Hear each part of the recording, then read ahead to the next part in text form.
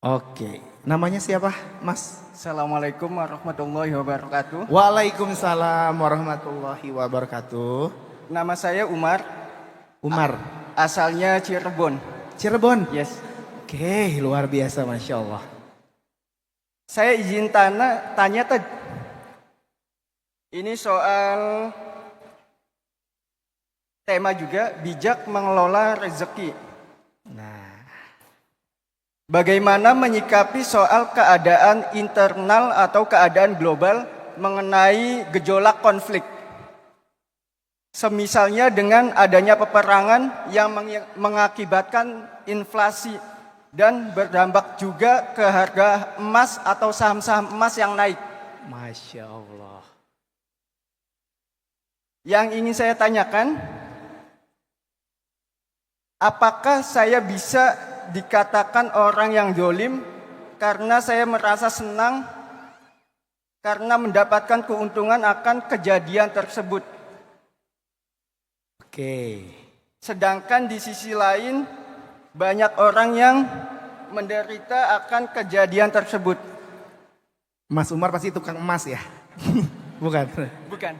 Saya lebih ke nyari momentum investasi. Masya Allah. Oke, nanti kita mendengar penjelasan dari Ustaz Hanan ya. Ada lagi? Udah cukup? Udah cukup. Boleh. Terima kasih Mas Umar. Ini luar biasa. Mentang-mentang acaranya Bank Indonesia ya. Jadi seputaran keuangan. Luar biasa nih. Jarang sekali nih Gurunda pertanyaan. Mungkin mohon izin untuk dijawab. Ya ini Dari kayak konsultasi keuangan ya.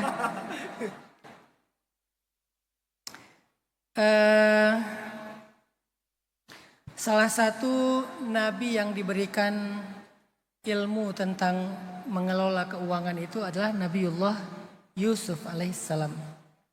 Nabiullah Yusuf itu bisa dibilang ahli finance beliau. Kenapa dibilang ahli? Karena beliau terbukti bisa menjaga satu negara dari sebuah kondisi riset. Kan itu kayak riset ya, krisis besar kan. Jadi lagi krisis besar di Mesir. Terus Nabi Yusuf alaihissalam memberikan beberapa nasihat. Bahkan beliau sendiri yang terlibat dalam pengelolaan keuangan itu. Kemudian akhirnya ketika terjadi krisis besar yang sudah diperkirakan. Yang mungkin itu siklus lagi dapat siklus krisis besar. Negara mereka bertahan gitu. Negara mereka bertahan, masyarakatnya sejahtera. Itu karena cara pengelolaan keuangan Nabiullah Yusuf alaihissalam. Dan itu sekarang mulai dipelajari Umar. Mulai dipelajari di dunia. Bagaimana teori pengelolaan keuangan dan aset ala Nabi Yusuf alaihissalam. Itu ada teorinya sekarang. Nanti saya kasih clue aja. Silakan Umar literasi tentang teori pengelolaan aset dan keuangan dalam kondisi krisis dan riset ala Nabi Yusuf alaihissalam. Sebagian kecilnya sudah menjadi budaya bangsa Indonesia. Karena saya tinggal di Jawa Barat. Di Jawa Barat itu ada satu suku pedalaman yang mereka itu siap kapanpun terjadi krisis global. Mereka nggak akan pernah kelaparan. Karena mereka itu hidupnya tuh selain udah mandiri, mereka tahu bagaimana cara mengelola aset pangan mereka gitu. Ada suku pedalaman di Sunda, di Jawa Barat tuh yang mereka bisa nyimpen beras atau padi 100 tahun. Nyimpen padi 100 tahun. Dan itu bukan tentang cara menyimpan aja, mulai dari cara menanam, memanen, lalu menyimpan. Dan mereka pakai metode namanya lunar cycle, pakai siklus bulan ya. Kapan bulan menanam, kapan bulan memanen, dalam kondisi bulan seperti apa kita boleh memanen. Saya juga punya sebuah kawasan di mana saya bangun beberapa bangunan dari bambu. Saya belajar juga dari para petani bambu yang masih menjaga budaya bertani bambu yang benar-benar organik dan sesuai dengan nenek moyang ya. Bukan yang industri. Kalau yang industri kan yang penting sebanyak-banyaknya ya. Kalau ini kan dia pakai metode. Salah satu ilmunya adalah Kenapa banyak bangunan bambu itu kena rayap atau jadi rusak? Ternyata kesalahannya bukan hanya di pengerjaan, tapi kapan dia dipanen. Harusnya bambu itu tidak boleh dipanen ketika bulan purnama atau bulan yang lagi besar. Kenapa? Kadar airnya tinggi. Kalau kadar airnya tinggi, maka dia gampang rusak dan banyak rayap. Harusnya dia dipanen di kondisi lunar atau bulannya itu kecil atau sabit. Karena kadar airnya rendah. Dan jamnya pun ada jam. Gak boleh sembarangan jam dalam 24 jam manen, gak bisa. Ada jam memanen. Di mana kadar air, rayap, segala macam itu rendah. Mereka pakai itu semuanya. Dan itu ternyata diwariskan dari Nabiullah Idris alaihissalam, kemudian Yusuf alaihissalam. Kalau khusus masalah astronomi, kemudian farming, itu Idris.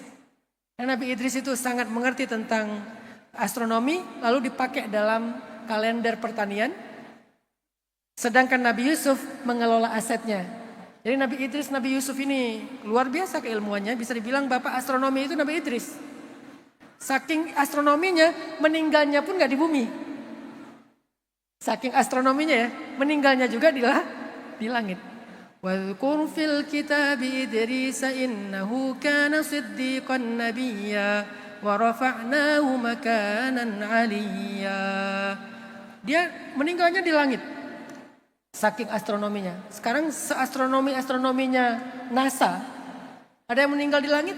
Enggak ada. Paling jauh bulan lah ya. Walaupun itu juga masih perdebatan. Tapi Nabi Idris benar-benar di langit.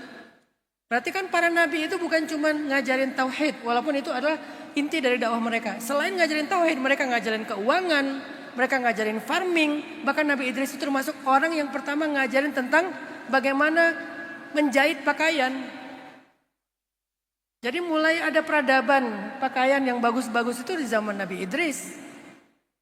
Membuat segala handcrafting, bukan hanya pakaian, semua handcrafting. Karpet segala macam itu di zaman Nabi Idris. Jadi Nabi Idris itu merintis peradaban. Astronominya, farmingnya, kemudian groomingnya. Grooming itu riayah ya, apa ya riayah? Menggembala. Groomingnya, farmingnya, astronominya, apa yang kalau masalah pakaian teh? Fashion mungkin ya, fashion gitu. Sedangkan Nabi Yusuf selain ngajarin tauhid, beliau juga diutus untuk memperbaiki sistem keuangan masyarakat Mesir. Terutama menghadapi siklus krisis dan riset global di masanya. Dan itu udah jadi teori sekarang. Nah harusnya kalau pakai cara itu kita bukan diuntungkan dari kemiskinan orang. Tapi kita bertahan karena memang kita bijak dalam mengelola aset dan juga keuangan kita. Allahu a'lam.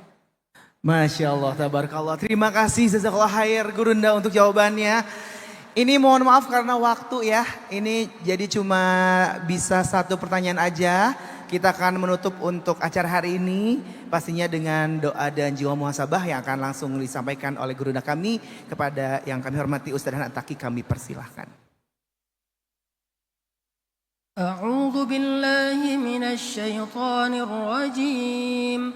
بسم الله الرحمن الرحيم اللهم لك الحمد كله ولك الشكر كله وإليك يرجع الأمر كله سره وعلانيته فأهل أنت أن تحمد وأهل أنت أن تعبد لا إله إلا أنت الأحد الصمد لم يلد ولم يولد ولم يكن له كفوا أحد اللهم صل على سيدنا محمد في الأولين وصل على سيدنا محمد في الآخرين وصل على سيدنا محمد في الملأ الأعلى إلى يوم الدين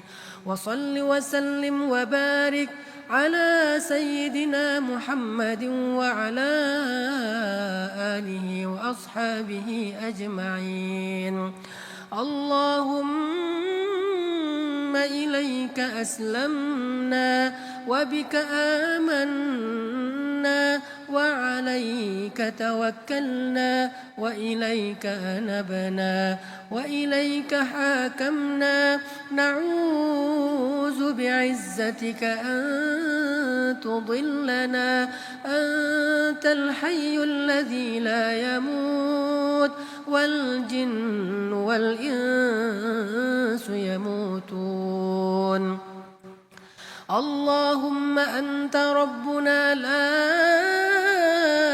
إله إلا أنت خلقتنا ونحن عبادك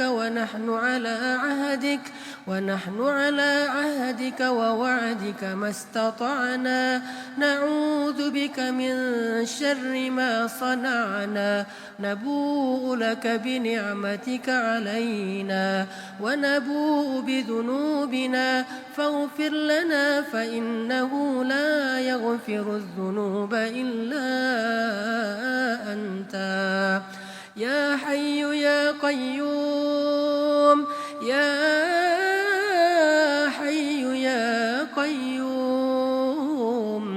يا حي يا قيوم برحمتك نستغيث أصلح لنا شأننا كله ولا تكلنا إلى أنفسنا طرفة عين ربنا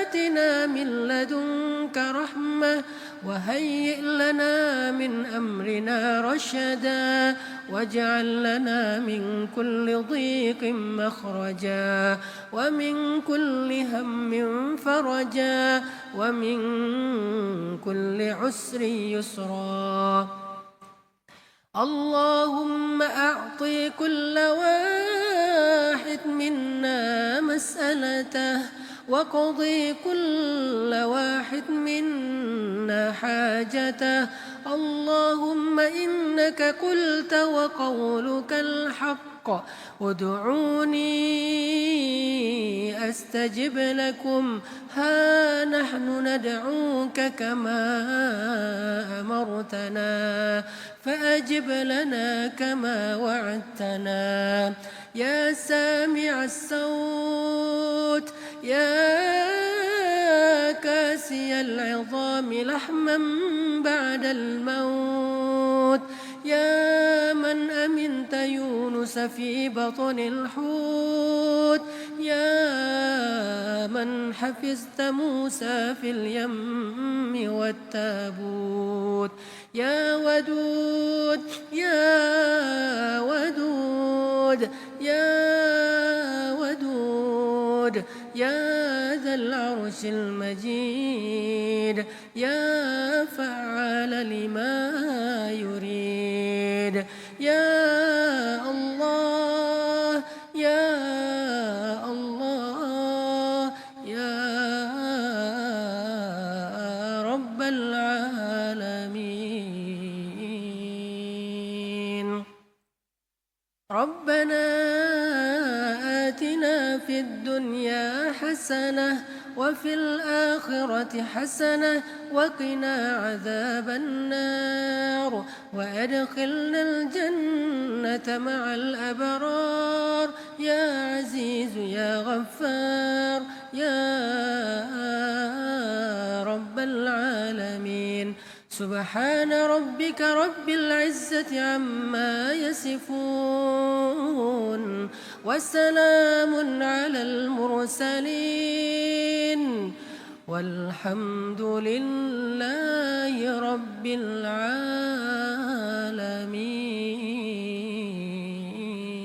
العالمين الفاتحة